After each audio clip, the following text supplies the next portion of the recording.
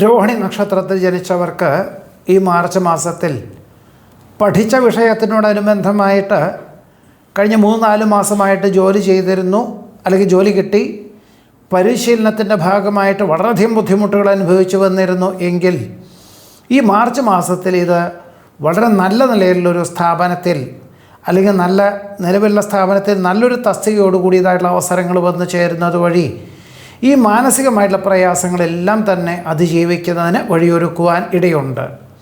മകയിര നക്ഷത്രത്തിൽ ജനിച്ചവർക്ക് ഈ മാർച്ച് മാസത്തിൽ ഗുണദോഷ മിശ്രമായിട്ടുള്ള ഒരു മാസമായിട്ടാണ് കണക്കാക്കേണ്ടത്.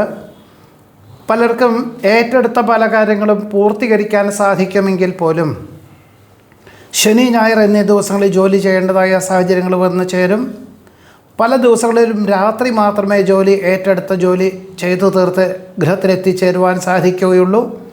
വേറെ ചിലർക്ക് മാതാപിതാക്കളെ ആശുപത്രിയിൽ കൊണ്ടുപോകാനുള്ള ഒരു ദൗത്യങ്ങളെല്ലാം ബന്ധുമിത്രാദികളെ ഏൽപ്പിക്കേണ്ടതായ സാഹചര്യങ്ങൾ വന്നു ചേരും.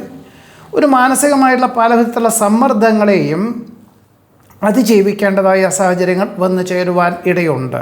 പണം മറ്റൊരാളെ ഏൽപ്പിച്ചുകൊണ്ട് പുതിയതായിട്ടുള്ള കർമ്മമണ്ഡലങ്ങളൊക്കെ തുടക്കം കുറിക്കുവാനോ രേഖാപരമല്ലാത്ത സാമ്പത്തികമായിട്ടുള്ള ഇടപാടുകളൊക്കെ ചെയ്യുന്നത് അബദ്ധമായി തീരുവാനിടയുള്ളതിനാൽ വളരെയധികം ശ്രദ്ധയും സൂക്ഷ്മതയും ആത്മനിയന്ത്രണവും വേണ്ടതാണ് എന്നതാണ് ഈ മകയിര നക്ഷത്രത്തിൽ ജനിച്ചവരുടെ ഈ ഒരു മാർച്ച് മാസത്തിലെ അനുഭവയോഗ്യമായിട്ടുള്ള ഫലങ്ങൾ.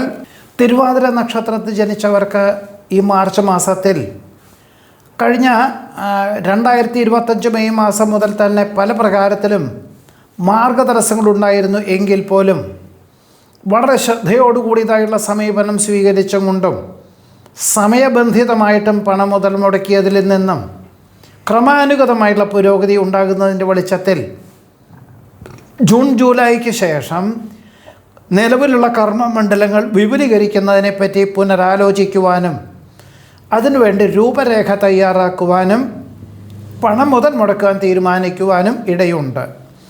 ക്രിയാത്മകമായി പ്രവർത്തിക്കുന്ന കാര്യങ്ങളിൽ വിജയം കൈവരിക്കാൻ സാധ്യതയുണ്ട്.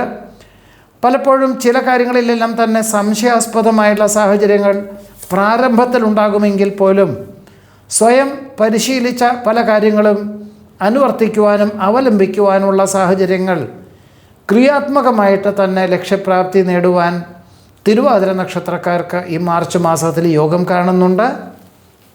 നമസ്കാരം.